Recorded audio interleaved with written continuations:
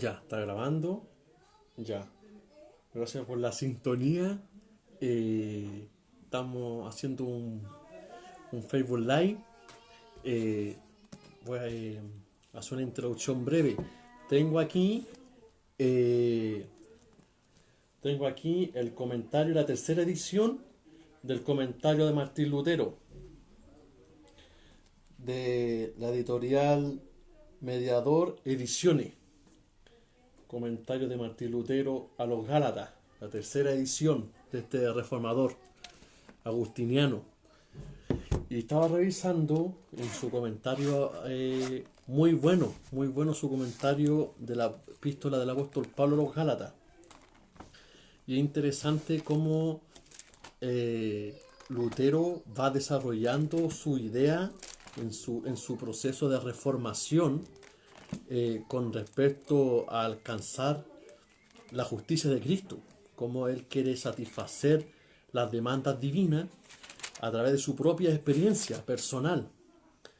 Entonces que Lutero podemos ver cómo a las resoluciones que llega Lutero con respecto a la epístola a los Gálatas, que se le conoce como la epístola magna del Evangelio, es la doctrina de la justificación por la fe, es la doctrina, eh, es el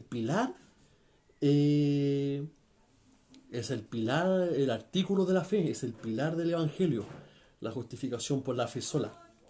Entonces es interesante cómo Lutero, eh, según este libro, el comentario de Martín Lutero a los Gálatas, cómo, cómo a la, al, interesante las opiniones que tiene Lutero, cómo varios asuntos, como pone en duda, cómo pone en duda la sucesión apostólica. Y eso es lo que queríamos abordar en este tema el día de hoy.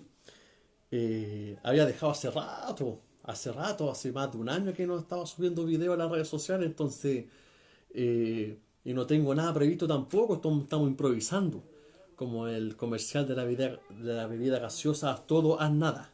Así que estamos improvisando. Tengo aquí la Biblia, tengo aquí la Biblia, el, eh, el capítulo 2 de Gálatas, el capítulo 2 de Gálatas, como el apóstol Pablo menciona un tema que se estaba suscitando en estas comunidades que se hallaban en Galacia. Es interesante cómo el apóstol Pablo en una ocasión tuvo que enfrentar al apóstol Pedro, tuvo que enfrentarlo, resistirlo cara a cara. Y es interesante cómo una controversia que era completamente lidiable, una controversia que no podría pasar a mayores, el apóstol Pablo no es que se haya puesto grave, y no es que haya exagerado, pero vio más allá de que una controversia con respecto a, a no tener comunión con cierto tipo de personas, esto podría generar problemática con respecto a lo que se estaba predicando de la verdad del Evangelio. Entonces el apóstol Pablo menciona aquí un problema que se había suscitado, donde el apóstol Pedro entró en un juego que de hecho el apóstol Pablo lo confronta y lo trata, lo estigmatiza y lo censura como una persona doble estándar, una persona que había simulado, que había fingido y que incluso lo trató hasta de hipócrita. Como el apóstol Pedro tenía comunión con los gentiles con respecto con respecto, sabemos que los judíos no comían cierto tipo de cosas en ese sentido con respecto a la ley ceremonial, ellos no se privaban de comer cerdo, entre otras cosas. Y el apóstol Pedro estaba viviendo como gentil, tenía comunión, se sentaba a la mesa con los gentiles, que incluso hasta Bernabé fue arrastrado, fue coaccionado, impelido, fue como de alguna manera obligado y fue retraído en esta simulación, en esta doblada de pantalón. Y ambos fingían. Entonces, y no había nada de malo, si no había nada de malo, comer con los gentiles no había nada de malo. El problema se suscita en que llegan otros apóstoles o otros enviados, colaboradores del apóstol Pablo, a trabajar como compañeros en la predicación del Evangelio al apóstol Pedro. Y ahí lo que se suscita que el apóstol Pedro dejó de comer con los gentiles y empezó a comer con los judíos. Empezó a comer con los judíos y se desvinculó y dejó de frecuentarse con los gentiles. Ahí podemos ver que el apóstol Pedro de una manera tenía miedo a perder su influencia, su autoridad con respecto a los judíos. Entonces, en una suerte de no perder autoridad, es que el apóstol Pedro entra en este juego. Hay que explicar también dentro de todo un contexto, una panorámica que de estas comunidades, el apóstol Pedro, el apóstol Pablo eh, eh, funda esta comunidad, propone el Evangelio, las bases del cristianismo dentro del periodo neotestamentario del cristianismo primitivo. Llegan a parar Bernabé, Pedro y junto con otros a una comunidad que ya estaba fundada y se estaban infiltrando personas, maestros judeocristianos que querían infiltrar, se estaban infiltrando y querían traer ciertas cosas de la ley moral, querían traer ciertas cosas de la ley moral y querían hacer creer de que la obra de Cristo no era suficiente. Querían hacer creer de que de alguna manera había que incluirles partes de la ley con respecto al proceso, al ordo solutis, al orden de la salvación. Había que añadirle ciertas partes de la ley para completar como una parte integral la salvación del individuo. Entonces, por eso el apóstol Pedro también tuvo que defender su apostolado, tuvo que defender su autoridad con respecto a estas personas, porque quieren hacer creer de que el apóstol Pablo no estaba predicando un evangelio completo o un evangelio diluido donde se creía que solamente la fe era suficiente y, y no dejaba lugar al mérito humano, al mérito propio. Entonces, y sabemos que la ley, el guardar la ley, en ese entonces generaba una falsa seguridad, generaba una falsa confianza, de tener la confianza, la seguridad, valga la redundancia, en su propia persona. Entonces la persona alcanzaba el favor divino en la medida de que se esforzara y colaborara mano a mano con las demandas divinas. Eso era la ley. Entonces la ley generaba una cierta confianza y una cierta seguridad falsa. Entonces el apóstol Pablo vio que estaba en juego el evangelio, porque más allá de un asunto trivial, un asunto lidiable, con respecto de querer compartir con quien tú quieras a la mesa, estaba en juego la verdad del evangelio. Por eso el apóstol Pablo, en su defensa, cuando confronta al apóstol Pedro cara a cara, lo resiste, lo censura, le dice, nosotros que somos, sabemos que el apóstol Pablo tenía doble nacionalidad, era judío y era romano, tenía todos sus derechos, como ciudadano romano también. Y dice, nosotros que somos judíos de nacimiento, vivimos como pecadores. Ahí está haciendo un lenguaje literario, eh, com- eh, está siendo alegórico. Entonces, nosotros que somos judíos, vivimos como gentiles. ¿Por qué tú que vives como gentil estás obligando a esto a judaizar? Entonces, ve en el apóstol Pedro cierta hipocresía, ve cierta hipocresía de una suerte de doble estándar, de doble cara. Entonces, es interesante cómo Lutero aquí también menciona en su comentario a la epístola a los Gálatas en la sucesión apostólica.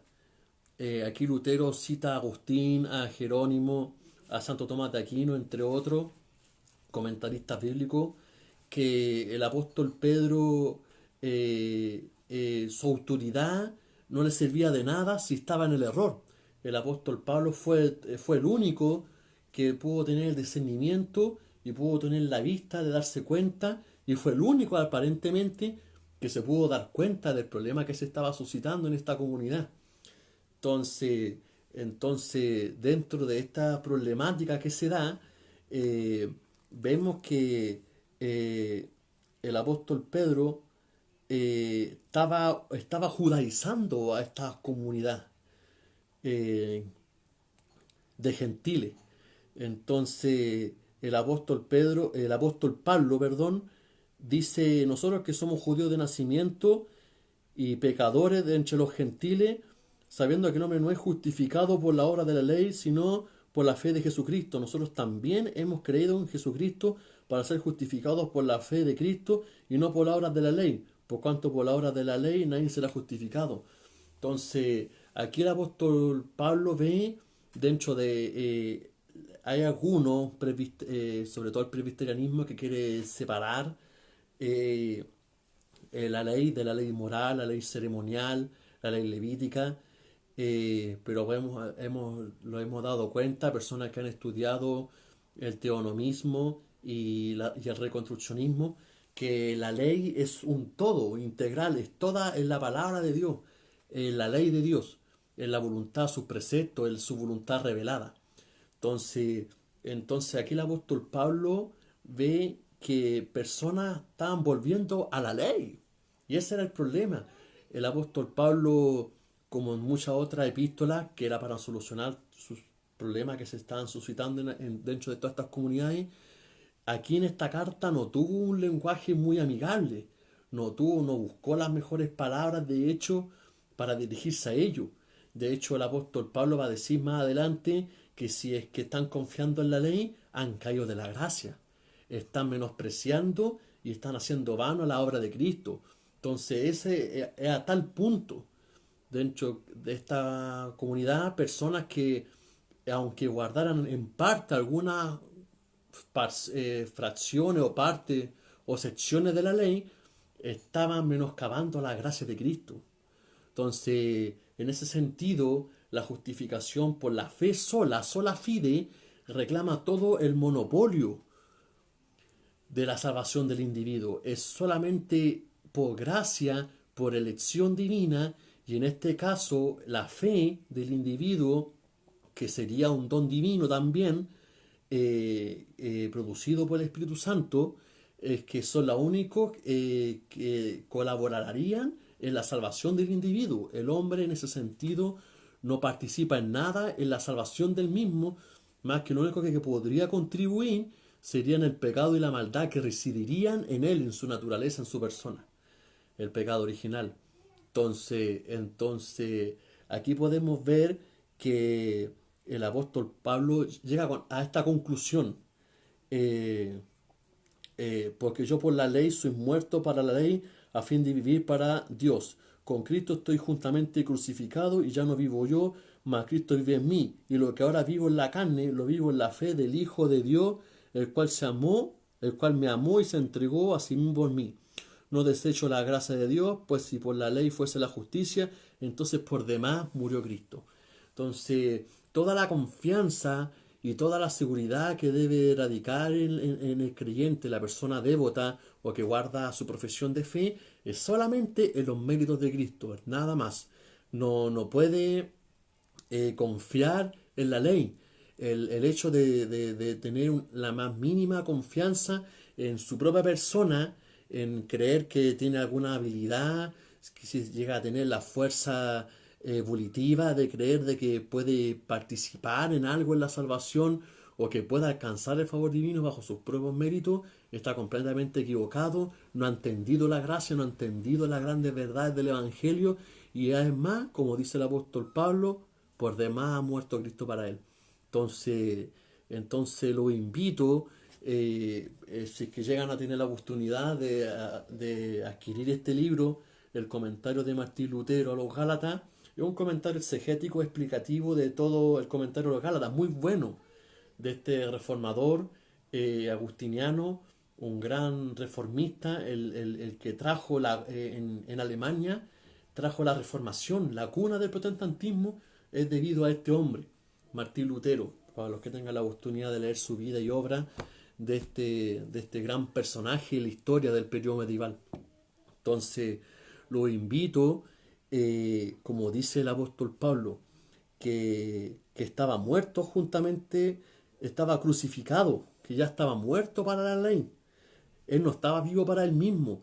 Y lo que él vivía ahora en la carne, en su vida terrena, la vivía en la fe del Hijo de Dios. Entonces toda confianza se hallaba solamente en los méritos de Cristo. Su propia persona, él ya no le interesaba sus propios intereses.